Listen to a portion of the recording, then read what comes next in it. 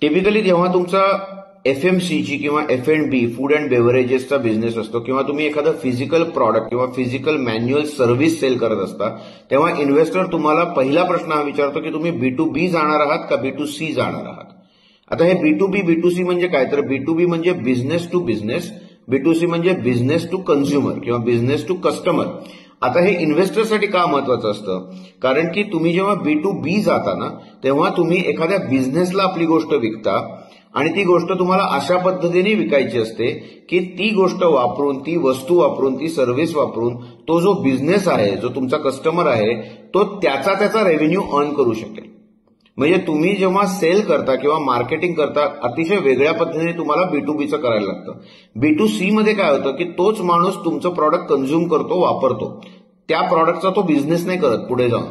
म्हणजे तुम्हाला त्या कस्टमरला वेगळ्या पद्धतीने सांगायला पाहिजे की तुमचं प्रॉडक्ट त्यांनी का खरेदी करावं, तुमचं प्रॉडक्ट त्यांनी का वापरावं, त्याच्या स्वतःच्या फायद्यासाठी.